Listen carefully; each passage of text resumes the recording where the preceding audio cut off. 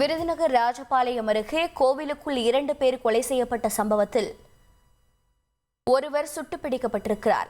2 காவலாளிகள் கோயிலுக்குள் கொலை செய்யப்பட்ட சம்பவத்தில் ஒருவர் சுட்டுப்பிடிக்கப்பட்டிருப்பதாக தகவல் கிடைத்திருக்கிறது. பிரேக்கிங் நியூஸாக பார்த்துக் கொண்டிருக்கிறோம். போலீசாரை தாக்கிவிட்டு தப்ப முயன்ற போது போலீசார் சுட்டுப்பிடித்திருக்கிறார்கள்.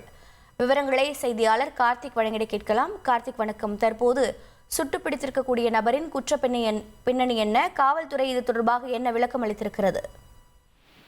வணக்கம். அதாவது ராஜபாளையம் அருகே தேவதானம் பகுதியில பிரதிசி பெற்ற நச்சாடை தேவித்தான் கோவில் இருக்குது. இந்த கோயில இரவு காவலர் 2 பேரை நேற்று அதிகாலையில வெட்டி போட்டாங்க. அதுக்கப்புறம் அவங்கள அந்த பாடியை ராஜபாளையம் அரசு மருத்துவமனைக்கு அனுப்பி வைத்திருந்தாங்க.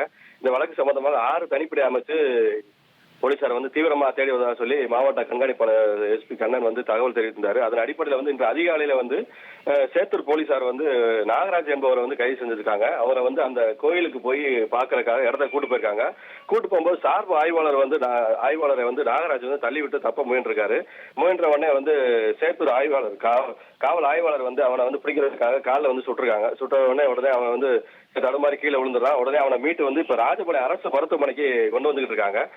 தொடர்ந்து தற்போது ஒருவரை மட்டும் சுட்டுப்பிடித்து ராஜபாளையம் போலீசார் விசாரணை நடத்தி வராங்க. 1,24,00,000 மனங்களை வென்ற தந்தி டிவி யூடியூப் சேனல். தவிர்க்க முடியாத தம்ப்நெயில்ஸ், கலக்கலான கான்டென்ட்ஸ். நீங்களும் இந்த குடும்பத்தில் இணைய இப்பவே சப்ஸ்கிரைப் பண்ணுங்க. அசுரபலம் கொண்ட எங்கள் டிஜிட்டல் கரங்களில் உங்கள் விளம்பரங்களை சேர்க்க வாட்ஸ்அப் பண்ணுங்க. 8939888378. Email advtthanditv@dttv.in.